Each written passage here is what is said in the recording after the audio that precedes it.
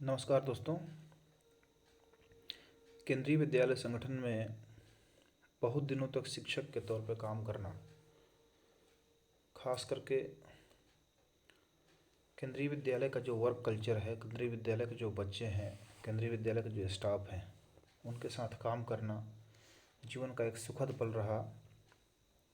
आज मैं बतौर welfare officer Bihar public service commission की 64वीं परीक्षा पास करने के बाद बतौर वेलफेयर ऑफिसर के रूप में मैंने ज्वाइन किया है और मैं अपनी सेवाएं दे रहा हूं। लेकिन पठन पाठन से मेरा बहुत ही प्राचीन नाता है, पहले का नाता है।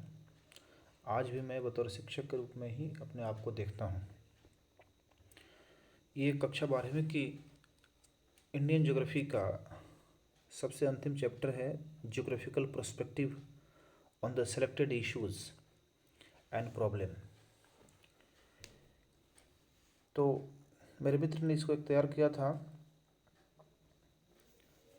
आज हम उसको शेयर करते हैं। इन्वायरमेंटल पॉल्यूशन सबसे पहले तो क्या है, अपने देश में चूँकि बढ़ती आबादी के साथ साथ कई प्रकार की समस्याएं भी देखी जाती है, क्योंकि development and destruction is going on simultaneously. तो हमारे देश में कई प्रकार के इश्यूज आ गए हैं, कई प्रकार के ज्योग्राफिकल पर्सपेक्टिव्स। इसमें जैसा कि चैप्टर का नाम ही देख पा रहे हैं आप, geographical perspective and selected issues and problem. तो सबसे पहला ये जो प्रॉब्लम है वो हमारा इन्वायरमेंटल पॉल्यूशन है। लिखता है कि environmental pollution is the release of substances and energy from waste product of human activities. मानवीय क्रियाकलापों के द्वारा सबसे ज़्यादा, इसमें सबसे प्रोमिनेंट रोल अदा करता है मानव करता है। It is a various type, अब इसके कई प्रकार हो सकते हैं। Thus they are classified on the basis of the medium through which pollutants are transported and diffused. तो इसमें देखिए classification of pollution as are follows. अब कई प्रकार के पॉल्यूशन है, उसमें सबसे पहला तो पॉल्यूशन देख सकते हैं, वाटर पॉल्यूशन सबसे बड़ा है, air pollution, noise pollution and land pollution. और भी कई प्रकार के हैं पॉल्यूशन, लेकिन इसमें टेक्स्ट बुक में जिस प्रकार की चर्चा की गई है उसे मैं बोल रहा हूँ। वाटर पॉल्यूशन सबसे सीवियरली और मेजर है, जो कि हमारे लाइफ में, या एयर पॉल्यूशन खास करके हमारे लाइफ में इमीडिएट इफेक्ट डालता है। वैसे तो सभी प्रकार के पॉल्यूशन जो हैं, जो कि मानव के साथ साथ जीवों के लिए भी बहुत घातक होता है, लेकिन सबसे ज़्यादा इमीडिएट इफेक्ट अगर कोई डालता है तो water pollution and air pollution. उसको बारी बारी से हम देखते हैं। तो सबसे पहले वाटर पॉल्यूशन आप देख सकते हैं। वाटर पॉल्यूशन में की स्थिति क्या है,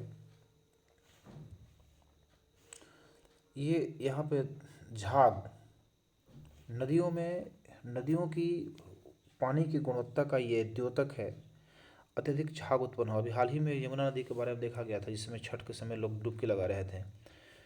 वहाँ पे यमुना नदी के पानी में बहुत बृहद मात्रा में, व्यापक मात्रा में झाग देखा गया था, जो कि नदी की पानी की गुणवत्ता के बारे में एक ग्रिपिंग कमेंट्री है।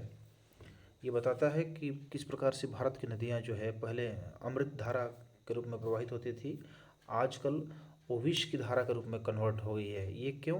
Due to non judicious action of the human being. मानव का जो नॉन सस्टेनेबल अप्रोच है कहीं ना कहीं नदियों को लगातार बर्बाद कर रहा है।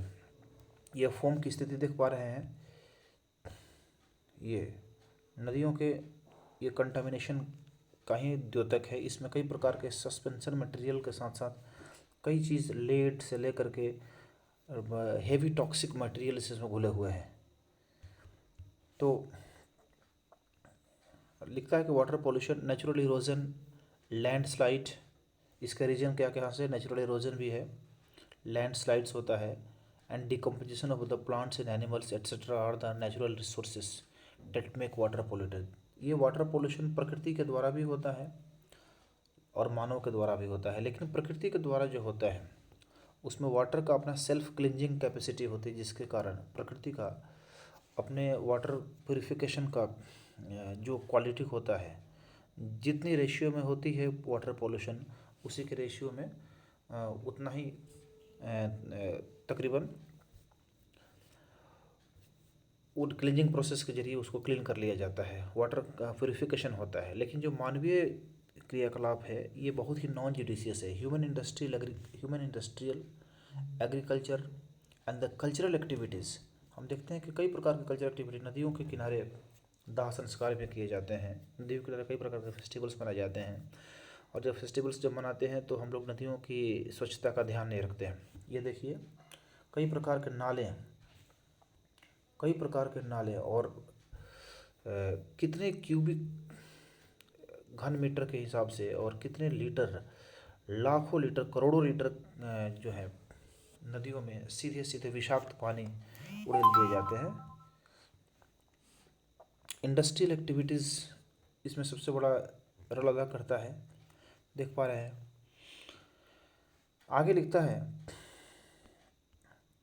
Water pollution, the quality of water is majorly degraded by the number of the factors, जैसे indiscriminate use of the water, पानी की लगातार बर्बादी देखते हैं। फास्ट ग्रोइंग पॉपुलेशन भी इससे बड़ा कारण है, और एक्सपेंशन ऑफ इंडस्ट्रीज, और इंडस्ट्री का प्रसार लगातार हो रहा है। फिर लिखता है कि no surface water is found in pure form in the rivers. आजकल नदियों में तो फ्रेश पानी की हम कल्पना नहीं कर सकते हैं। कैनाल्स में, लेक्स में, जिनमें अपनी जो सेल्फ क्लीनिंग कैपेसिटी थी वो लगातार डिटोरिएट कर गया, लगातार कम हो गया है। Etcetera as well as the water all sources contains small quantities of suspended particles, organic and inorganic substances. Water becomes polluted, पानी गंभीर तौर पे क्या हो चुका है, पॉल्यूटेड हो चुका है। When the quantity of these substances increase in it, it becomes unsuitable for human uses.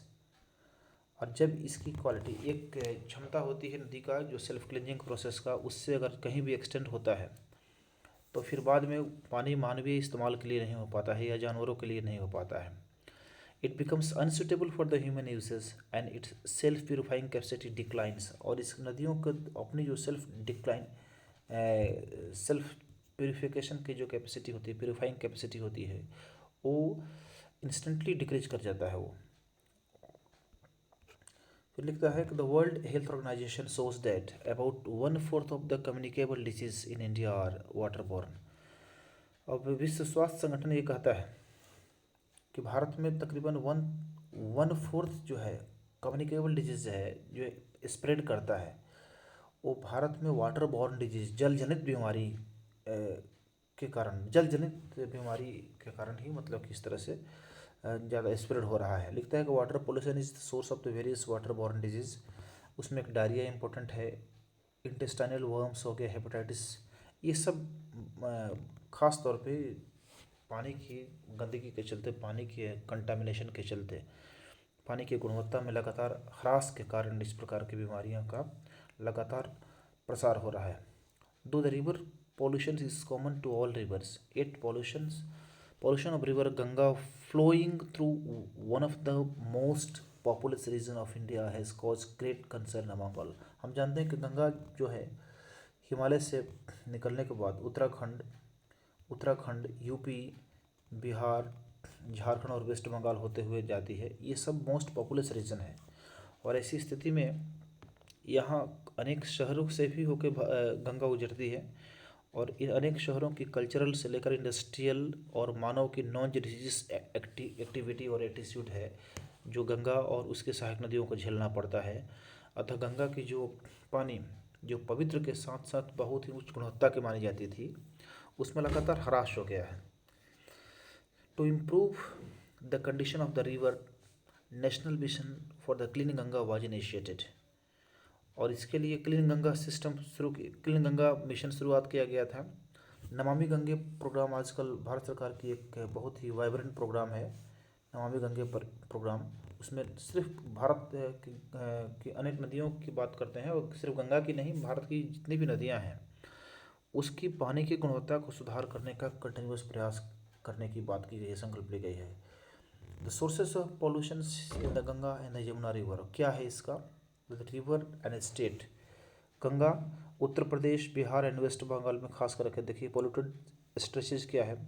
इसका डाउन स्ट्रीम ऑफ कानपुर, सबसे ज़्यादा कानपुर में गंगा प्रदूषित है। और नेचर ऑफ पॉल्यूशन क्या कह रहा है इसमें कि industrial pollution from the town like the Kanpur, main pollution cities of the Kanpur, Allahabad, Varanasi, Patna, Kolkata release domestic waste into the river. ये सभी ये मेन पोल्यूटर्स इसके हैं। Downstream of Varanasi and Farakka barrage. देखिए ये यमुना नदी के बारे में बात करते हैं तो यमुना नदी सबसे ज़्यादा जो है वो मथुरा टू आगरा में सबसे ज़्यादा ये प्रदूषित है। और इसके कारण का है extraction of the water by the Haryana and the Uttar Pradesh, ये एक रीज़न है। Agricultural run off resulting in the high level of the micro pollutants in the Yamuna, domestic industrial waste of Delhi flowing into the river. इसके साथ साथ Delhi dumping its domestic waste, ये सब नदियों के कंटामिनेशन और नदियों की दुर्दशा का सबसे बड़ा जिम्मेदार कारक यहाँ पे है। इंडस्ट्रियल एग्रीकल्चरल वेस्ट, ये भी एक बड़ा कारण है। इसका आगे चर्चा मैं करूँगा। अभी के लिए बस धन्यवाद, थैंक यू।